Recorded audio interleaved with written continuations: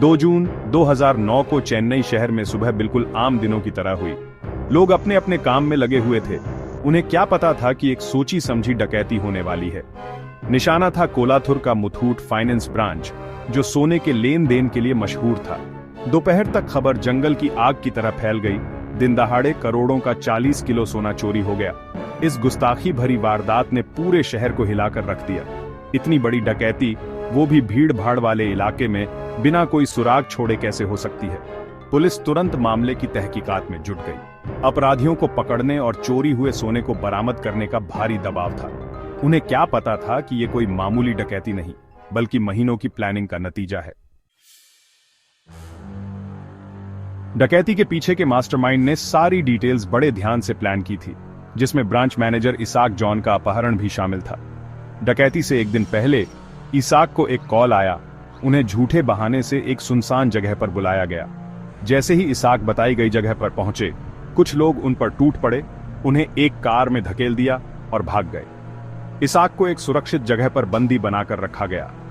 अपहरणकर्ताओं ने धमकी दी कि अगर उन्होंने सहयोग नहीं किया तो उनके परिवार को नुकसान पहुंचाया जाएगा।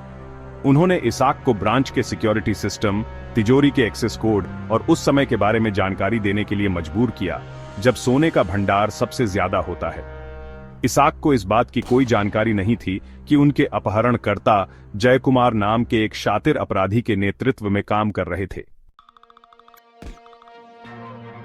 डकैती वाली सुबह जयकुमार और उसके साथी ग्राहकों के भेष में मुथूट फाइनेंस ब्रांच में दाखिल हुए। उन्होंने सिक्योरिटी मेजर्स को बाईपास करने के लिए इसाक की बताई जानकारी का इस्तेमाल किया। उनकी हरकतें इतनी शांत और सोची समझी थीं कि किसी को भी शक नहीं हुआ। इसाक के जबरन लिए गए कोड से उन्होंने अलार्म सिस्टम को बंद कर दिया और तिजोरी तक पहुंच गए। तिजोरी के अंदर उन्हें उनका इनाम मिला। 40 किलो सोने की चमचमाती ईंटें और गहने बड़े करीने से रखे हुए थे। उन्होंने लूट को झटपट बैग में भर लिया।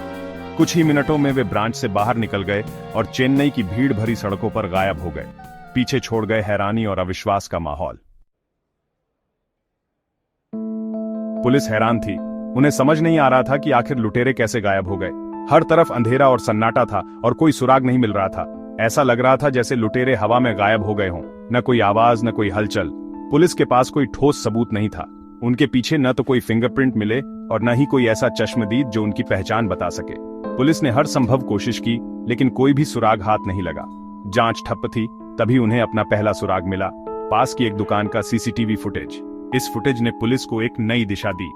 फुटेज में एक सफेद रंग की सेडान कार डकैती के समय घटनास्थल से तेज गति से भागती हुई दिखाई दे रही थी। यह कार पुलिस के लिए एक महत्वपूर्ण सुराग साबित हो सकती थी। पुलिस ने गाड़ी की तलाश में शहर भर में छापेमारी शुरू कर दी। हर गली और नुक्कड़ पर नजर रखी जा रही थी। पुलिस की गाड़ियां लगातार गश्त कर रही थीं। ट्रैफिक कैमरों के फुटेज और गाड़ियों के रजिस्ट्रेशन का डेटाबेस खंगाला गया। हर एक जानकारी को बारीकी से जांचा गया ताकि कोई भी सुराग छूट न जाए। जल्द ही उन्हें पता चला कि डकैती से एक हफ्ते पहले ही कार चोरी हुई थी, जिससे यह साफ हो गया कि यह कोई साधारण मामला नहीं था। जिससे इस बात की पुष्टि हुई कि उनका सामना एक संगठित आपराधिक गिरोह से है। यह गिरोह पहले भी कई वारदातों को अंजाम दे चुका था। मामले को लेकर मीडिया में बढ़ते हंगामे के कारण पुलिस पर जवाब देने और जल्द से जल्द न्याय करने का दबाव बढ़ता गया। हर कोई जानना चाहता था कि आखिरकार पुलिस इस मामले को कैसे सुलझाएगी। दिन हफ्तों में बदल गए और ऐसा लगने लगा कि जैसे मामले की गुत्थी सुलझ ही नहीं पाएगी।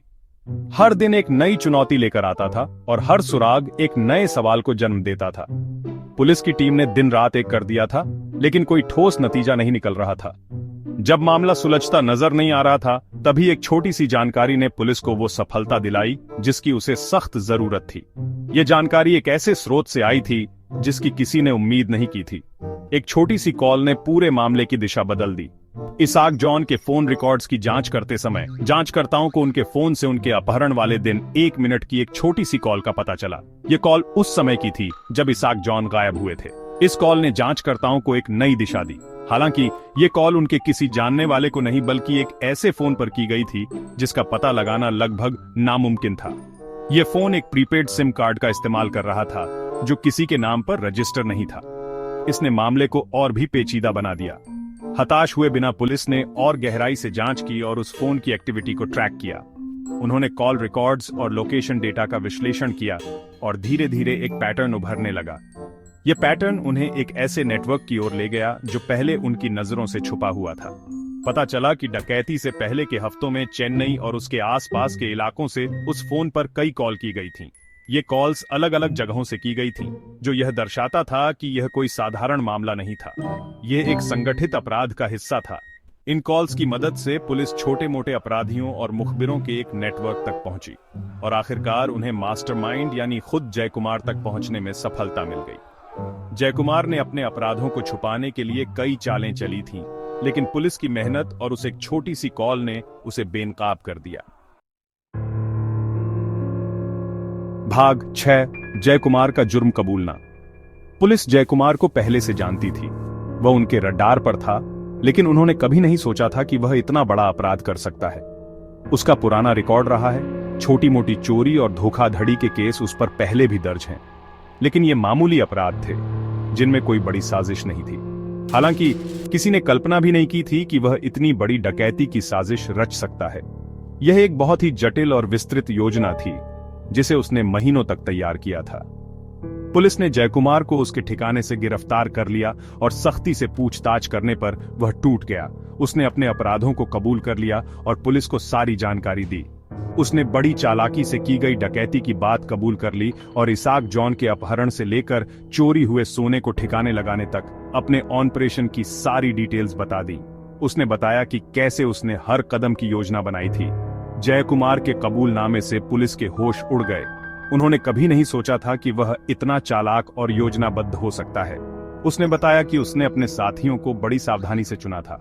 हर एक को उसके खास हुनर और अनुभव को देखते हुए चुना गया था। यह टीम बहुत ही कुशल और अनुभवी थी।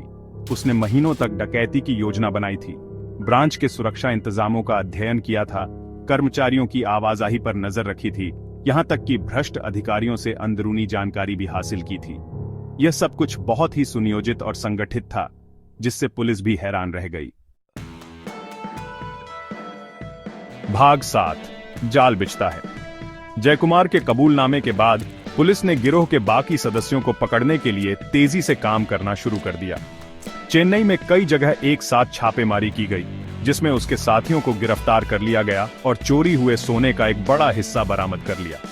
पुलिस ने जय कुमार को चोरी की रकम को ठिकाने लगाने में मदद करने वाले बिचौलियों और भ्रष्ट अधिकारियों के एक नेटवर्क का भी पर्दाफाश किया। जैसे जैसे जांच आगे बढ़ी, पुलिस डकैती में शामिल प्लानिंग और चालाकी को देखकर हैरान रह गई। पकड़े जाने से बचने के लिए जय कुमार ने बिना पहचान वाले फोन, चोरी की गाड़ियां और किराए के घरों का इस्तेमाल किया था। उसने लूट के माल को अपने साथियों में बांट दिया था और उसे शहर और उसके बाहर कई जगहों पर छिपा दिया था। भाग 8 इंसाफ हुआ। जय कुमार और उसके गिरोह के सदस्यों का मुकदमा मीडिया में छाया रहा और इसने पूरे देश का ध्यान खींचा।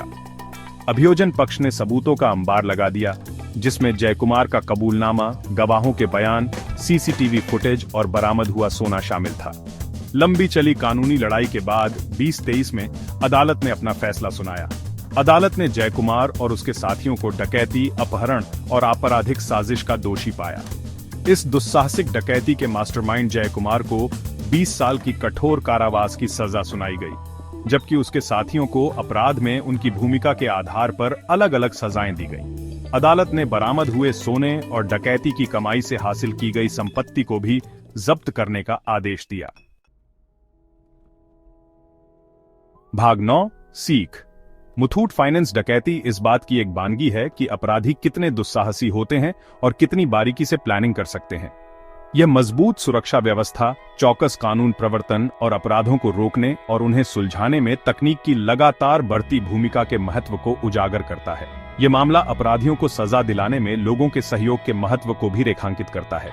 ये एक मामूली सी जानकारी थी, एक छोटी सी फोन कॉल, जिसके कारण आखिरकार जय कुमार और उसके गिरोह का पर्दाफाश हुआ। मुथूट फाइनेंस डकैती इस बात की एक मजबूत याद दिलाती है कि बहुत ही सोच समझकर किए गए अपराधों को भी सुलझाया जा सकता है और न्याय में देरी भले ही हो, लेकिन आखिरकार मिलता जरूर है।